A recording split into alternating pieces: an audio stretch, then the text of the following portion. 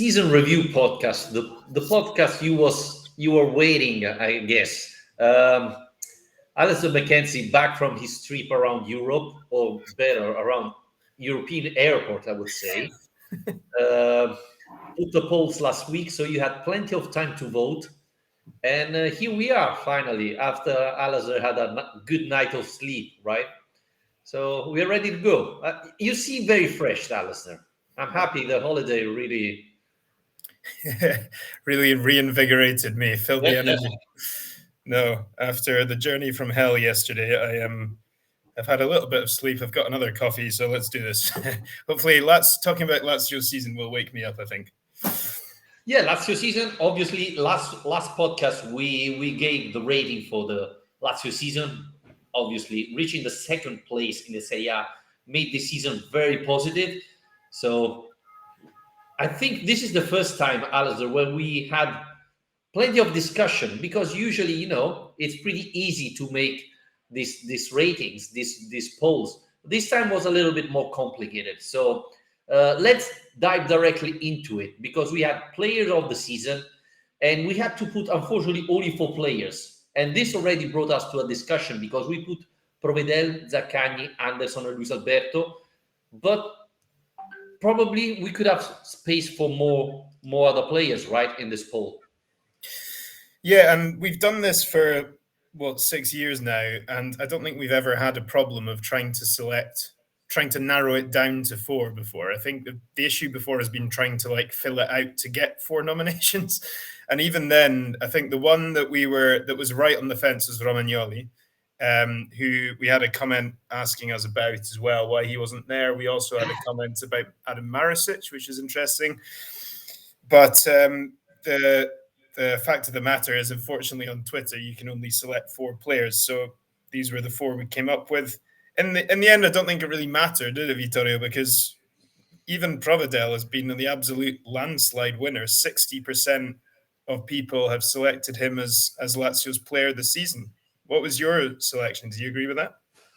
Well, I was a little bit surprised, to be honest, because usually we are offensive minded type of football, and you tend to vote for a striker, for someone who creates chances, who scores, rather than someone who keep a clean sheet. But I think this season was particular, Alistair, because with Lazio finishing with a record of clean sheet, and Provedel being our goalkeeper, I think that's why Provedel got more voted. I have to be honest with you, and I was uncertain between Zaccagni, Felipe Anderson, Luis Alberto. I mean, this player had moment in the season where they were outstanding. Provedel probably was the most continuous guy on the pitch. So yeah, I mean, it was difficult to vote.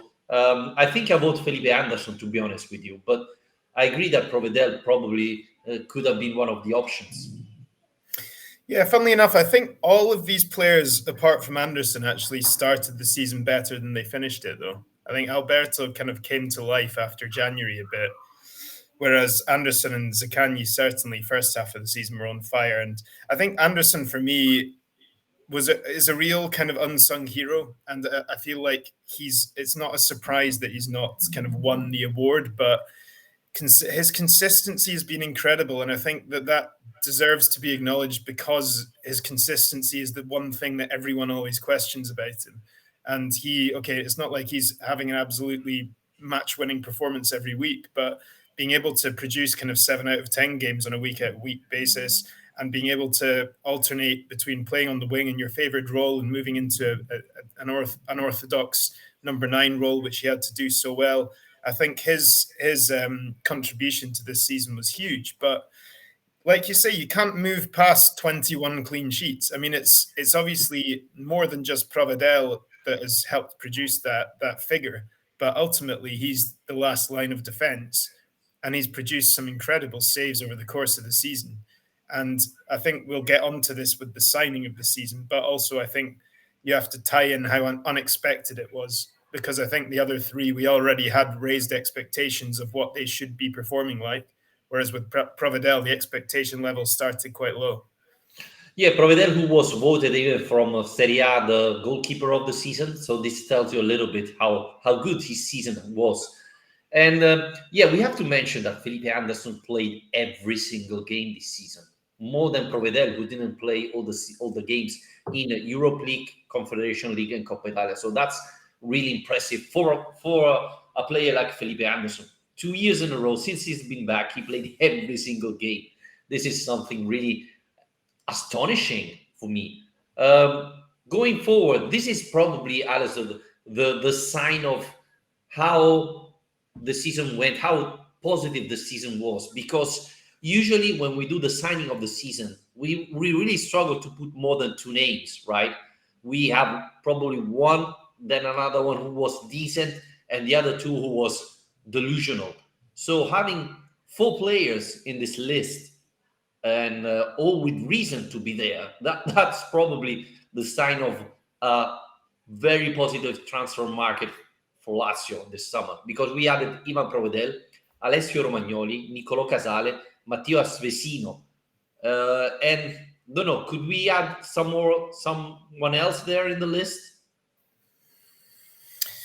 Um, probably not. I think we maybe discuss that when we get into the flop of the season next. But I think generally speaking, you can say, and look, the Igli Tare news broke about 2 hours after we finished recording our last podcast, where we were saying we don't know what's going to happen with Tare.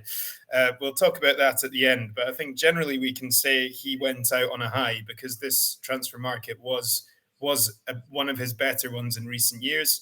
Um, I think all those four guys have been very important this season, made very important contributions.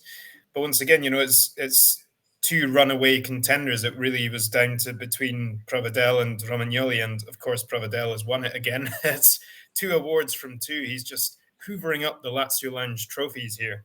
58% for him, 39% for Romagnoli, 3% for Casale, and poor Vecino got nothing. So um, Surprised really that Vecino got 0%. I thought he had a good season. I don't know if more than I mean, I thought Romagnoli and Vecino were a safe bet, right? You know what you were getting out of these players. Even though Romagnoli last year didn't play that much, he struggled with injuries, but you know what you would get from those two players. Probably Casale was the biggest surprise, and Provedel had a terrific season. And one thing that a lot of people wrote me is if you consider the price we paid for Provedel and his performance, he's probably been the best signing of the season for in general in Serie A, right? 3 million euros, 21 clean sheet. I mean, that was incredible, right? yeah, and again we go back to preseason and the price we paid for Maximiano. You'll have to remind me exactly what it was, but 15 million or so. I Is that think 11. 11? But yes, a lot higher than what Provedel was paid for. Maximiano was clearly expected to be the number one. He was the younger keeper, the more kind of highly rated, exciting goalkeeper, let's say. And he started the first game of the season in goal. And it's amazing how these things can happen in a footballer's career, where it's just one tiny moment can change everything. And that's what it was. Opening game of the season against Bologna, Maximiano, probably nervous, making his debut, makes one stupid mistake. And look, I don't think any of us are judging him for it. That's not what I mean. The point is that one mistake then led to Provedel being able to come on. In that game, I remember he made like two or three really good saves. Was very impressed with the way he was communicating with the team, organizing his distribution was very good. And then from then on, he's in the first 11 for the next game and he stays there. And that's the thing we've talked about, I think, over and over again with squad depth with Lazio is what we need. It's not really about complaining about having a lack of minutes. These guys need to take the opportunities when they come. That's how you force your way into the team. It's making sure that once you get a chance to be on the pitch, you're absolutely seizing it. And there's been plenty of Lazio players who have failed to do that in recent seasons. And Provedel was the complete opposite. So, like you say, you get everything with this signing. Huge value for money, massive kind of surprise in terms of expectation versus performance, and in the end, the best goalkeeper in the entire league. And you've spent 3 million on it. I mean, it's unbelievable deal. So huge credit to him as well, because he's really exceeded everyone's expectations. Did you vote for Provedel for signing of the season? I think I did, yeah. Yeah, I think, I mean, he deserved this, right? Even though I'm a little bit surprised for zero vote for Vecino. I mean, he had a very good season overall. Yeah, I but thought, you can only vote for one, and are you going to vote for him ahead of these others? That's the thing. yeah, probably that. Well, but the goal he scored against Napoli, that was very, very important.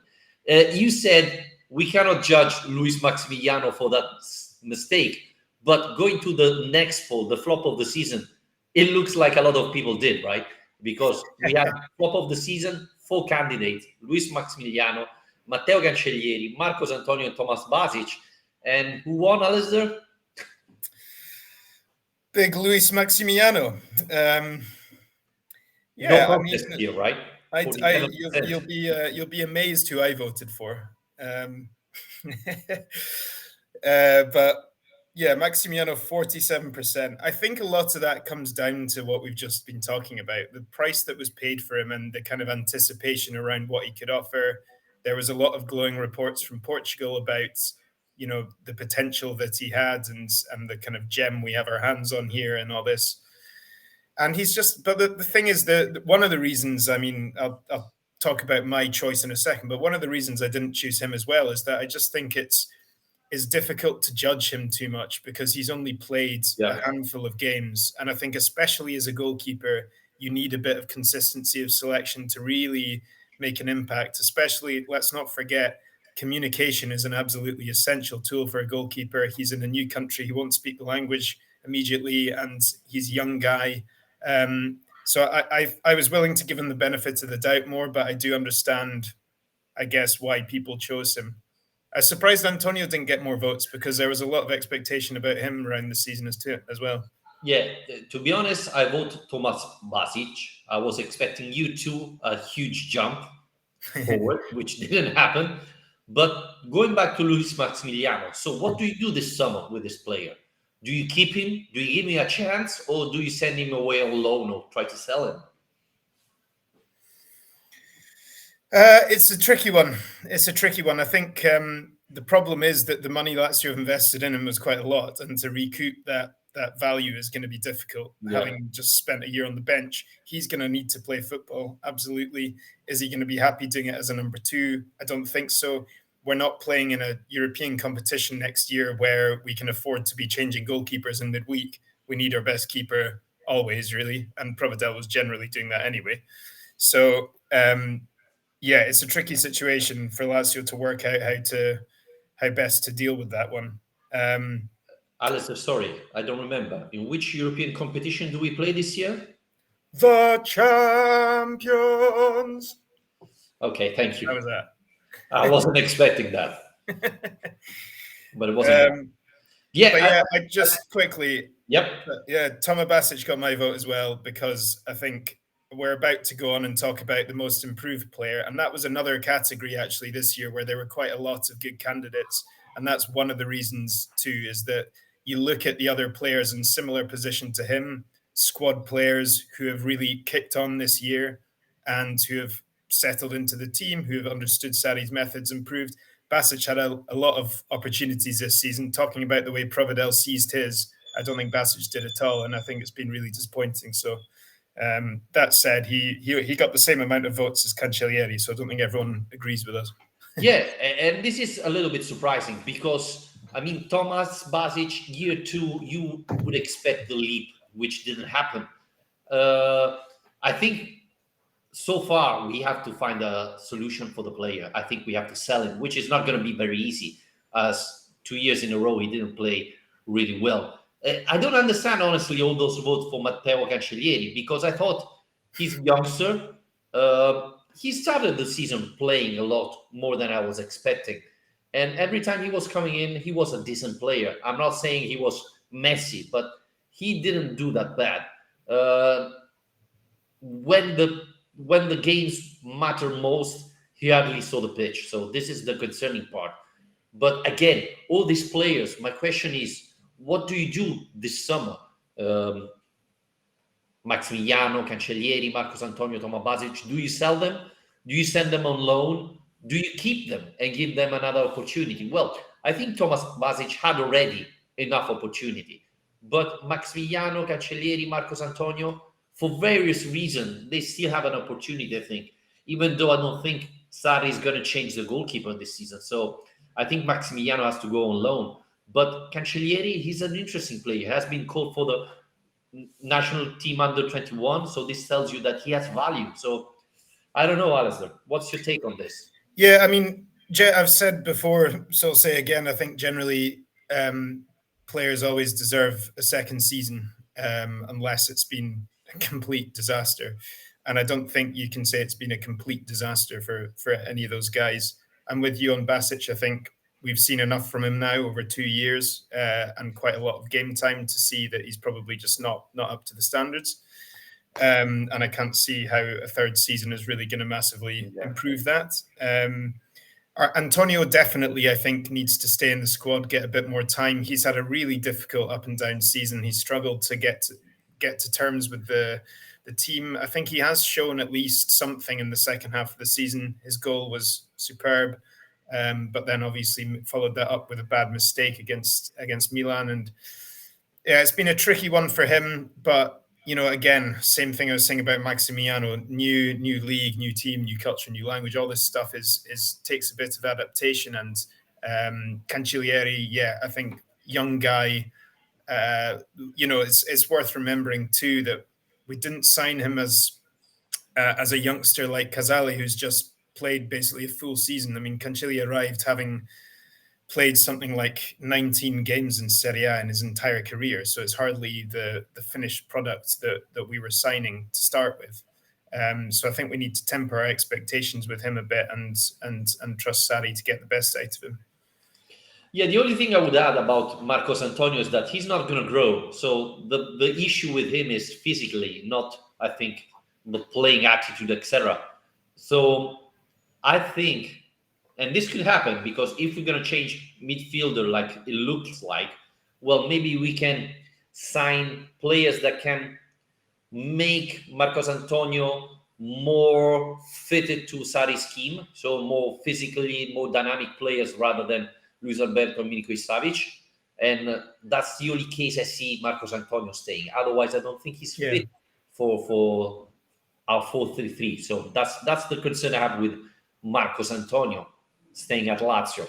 Cancellieri, again, it's a tricky question because as all the youngsters, I think he needs to play. And the question is, will he have more play time next year? Or as we're going to play the Champions League, his playing time is going to diminish? Because, I mean, we cannot risk a youngster in a Champions League game, right?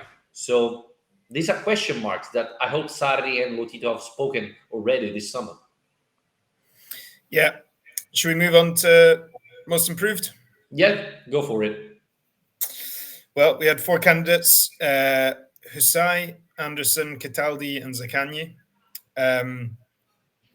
All of whom were, well, apart from Cataldi, were in their second seasons. Cataldi won it though, 40% for Cataldi.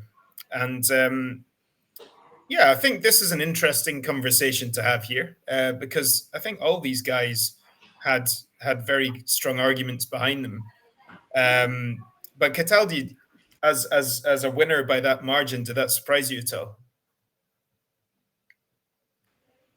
Yes, definitely. I vote Hizai just to put some context there. I thought if we're talking about improved players, if we consider Hizai of year one, he's a completely different player. I mean, Hizai last year was a disaster. This year was very useful, especially in the second half of the season. He became a starter. While Danilo Cataldi already last year, he played decent. So I would say that considering year one to year two, the player that had the biggest jump forward was Hizai. So yeah, I was surprised. I understand why. I mean, Danilo Cataldi played a lot of games this season, but I think the reason why he played that much was because he didn't have any competitor, right? Marcos Antonio wasn't the right player for Lazio, for Sarri's ball. So I think that's the reason why Cataldi played much more than in the past. So Hizai had the same competition, and I thought he stepped up. And Yeah, for me, he was the most improved player, but it doesn't look that the majority thought that as I did. No, I agree with you, and when we were talking about Providel at the start, saying that obviously Providel's been superb, but it's not just been him; it's been the entire defensive unit, and I think it was in that 4-0 win over Milan, if I remember correctly, where the pendulum really swung from Lazzari being a first choice player to Husai being a first choice player, and then Maricic and Husai becoming the kind of nailed Yeah. on starters. And I think for him to oust a player like Lazzari from the starting lineup is a really impressive feat, especially like you say, considering he had such a difficult first year. Um, yeah, and I think we saw a lot more from him in an attacking sense. I think he's a better defensive fullback than an attacking one, but we did actually see a lot more from him in an attacking sense, including that goal right at the end of the season too. And yeah, I think we saw more of the player we expected to sign. I think Yes. because when he arrived, everyone was saying he's a guarantee because he's got years and years of Serie A experience. He knows Sarri's football from Empoli, from Napoli. He knows exactly what to do. So I think it took us all by surprise how poor he was in that first year. But now he's settled into it. But Cataldi, yeah, I think I'm not sure we saw in terms of his performances anything we haven't seen before. But I think maybe people were impressed by the level of consistency or how comfortable and settled he's looked playing in what's a uh, very kind of refined role in the middle of Mauricio Sarri midfield. And so credit to him because obviously he's a bit later in his career as well. So maybe people are not expecting to see him be able to adapt that much at that point. But I'm Yeah. not totally sure he's going to be the long term solution there. But we'll see.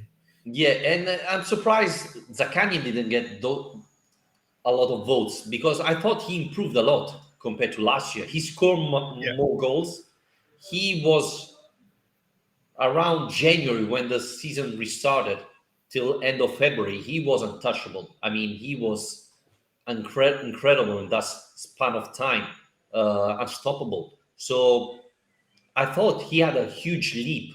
And if last year people could argue that maybe Kostic would have been the better option. Remember that Lazio wanted Kostic and then went to Zaccagni. I think at the end of this season, there's no question, there's no doubt. Zaccagni is a much better player than Kostic, or at least this season he played better than Kostic. Yes, we can argue that Juventus game was awful, and obviously attacking player was affected by that. But I thought Zaccagni is younger and he improved a lot. And again, surprising that Mancini didn't call him in the national squad this summer, which is unbelievable. But yeah, talking about improved players, Zaccagni was another one who deserved to get more votes. But overall, Alistair, we had so many players improved compared to year one to year two that it was difficult to find the right player in this poll, right? yeah. I mean, I think with Zaccagni, he's suffered from a bit of recency bias. Probably, I think it's if we put this vote out a month or two ago, Yeah, he, in both this category and player of the season, would have been a lot higher than he is because he was the standout Lazio attacker for a long time this season. The first half of the season, especially, superb. He's had the most productive year of his career, hitting double figures, which was what Sarri asked him to do apparently at the start of the season, and he's met his targets.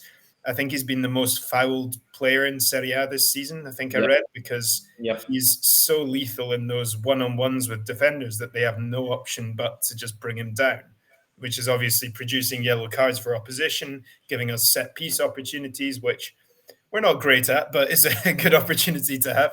So I think he's been superb, but his form did tail off a bit towards the end of the season, and maybe that's partly because he's such an explosive player, and this season has been so relentless, and he's been playing all the time, and yeah. maybe by the end of it, by May, June, yeah, the legs don't have as much juice in them as they did at the start. So perhaps it was something to do with that. But superb season from him. Shall we finish with the match of the season? Absolutely. Big surprise here because we had Lazio Milan 4-0, Lazio Inter 3-1, Napoli Lazio 1-0, and the two derbies. And incredible, unbelievable. Who won, Alistair? Well, it's a bit cheeky for us putting in Derby times two because it was always going to win, but there wasn't much point in doing individual ones. I mean, again, a short list that has been ridiculous. I remember a couple of seasons ago we did this and we had like a 3-3 draw with Torino in there or something because it was the last minute Caicedo goal.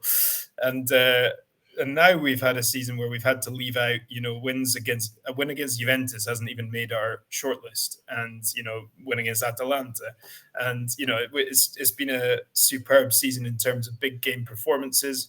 Unfortunately, not much in the way of European performances in there, but Yeah. yeah, winning both derbies is obviously going to be the winner. But I think from the fact that there was 44%, so less than half, I think that does go to show that people do appreciate the importance of those other results, especially the 4-0 against Milan, the defending champions, coming in second, but beating Napoli away, something we never do, haven't done since 2015, against the Napoli side that were the complete runaway champions in Italy this year, so much better than everyone else.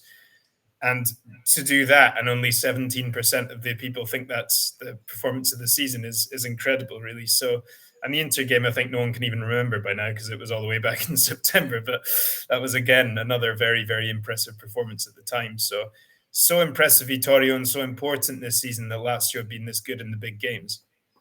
Yeah, it's unbelievable. We dropped Lazio Juventus. I mean, it's ridiculous. But this tells you the improvement we had this season. I thought Lazio Milan was probably the best match we played because, and I blame Mourinho on this. The two derby weren't great match because Roma didn't play football, so it wasn't a very exciting match. Obviously, it's a derby, so you don't care. You just want to win it. But Lazio Milan was unbelievable. We dominated the match for 95 minutes. Napoli Lazio again was a different match. Napoli was the clear favorite, but Lazio created more chances and didn't concede pretty much nothing. So I voted for Lazio Milan, obviously, but I can understand why we vote the derby. Yeah, and it's a double whammy of importance, isn't it? Because it's the derby, which is always the big moment of the season in terms of how people remember a season. Often it's coloured by how they remember the derby matches. So to win both and then also get the head-to-head in the league and ultimately 6 points that were crucial in what was a very tight Champions League race right up until the end. Yeah, Yeah. fantastic. Absolutely fantastic. Alistair, since Mourinho joined Roma, we won 3 derby out of 4. So Yeah. this is a valid point. The other thing is this is the 4th year in a row we finish above Roma. Do you think? And you know who arrived in Rome 5 years ago? No, I was 3 years ago. So Well, I read after, I think I sent you this because yep. desperately trying to beat your narrative here, but I arrived in Rome in 2018, and since then they haven't finished in the top four at all for 5 years in a row. And apparently that's their longest run since something like 80, 88 to 96 or something like that. So you can thank me later. I will thank you when I receive the Ross Country shirt. I'm still waiting. Need to wait for the new one to come out now. It's already available. I'm not sure. When I go home, I'll find one. Don't worry. Okay. But do you think the power shifted in Rome? Now Lazio is the big team and Roma is losing power, or it's just coincidence? What do you think the answer to that is going to be on the Lazio podcast? Well, I don't know. I mean, No, I think Roma are really up and coming. Well, look, I mean, the facts speak for themselves. It's been Lazio have been the team that's been in the Champions League for 2 out of 4 seasons now. Like I say, Roma haven't managed to get top four for that long. look, clearly Mourinho has improved them as a European force. He's very good in the knockout competitions, and winning the Conference League, getting to the Europa League final are two impressive achievements that Lazio have been absolutely nowhere near. And it does show that, the amount that has given their fan base, we shouldn't underestimate that. It does mean a lot. And I think we would like to see Lazio at some point actually do something in Europe. So there is that. But yeah, Lazio have been by far the more consistent team in Serie A, and with having spent a fraction of the money. Mourinho complains all the time about how they spent 7 million last summer, but they also massively boosted their wage budget by bringing in Wijnaldum and Matic and Dybala and the rest of them. Plus, in the last 2 seasons, he spent something like 130 million on that squad, which is, way above what Lazio have spent. So, in 10 um, years.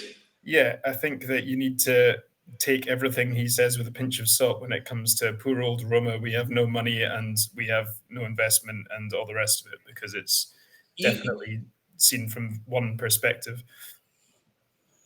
you were talking about transfer markets, so let's finish with Igli Tare. I mean, he left the club after 18 years as a player and sport director. Was it the right decision, first of all?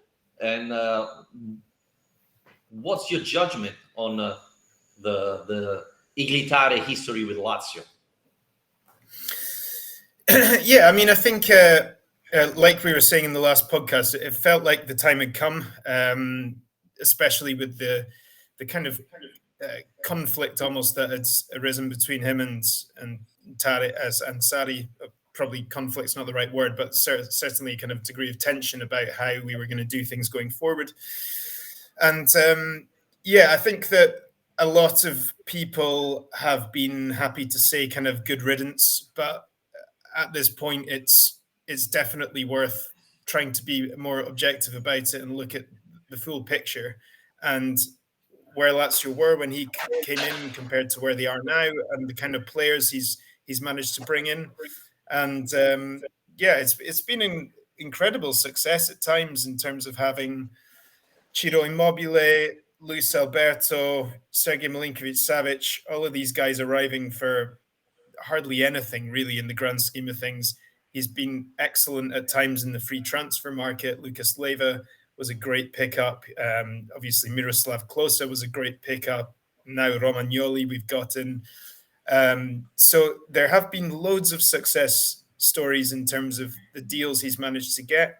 Then the really wild card ones that people might forget, like Luis Felipe, who was signed out of the second division in Brazil for something like 200,000 and ends up being sold for millions and being a first team player. So I think overall his impact was a good one, and I think it just got to a point where he was almost the victim of his own success, where Lazio's growth in that time meant that the expectations were raised, and also the money he had to spend became higher.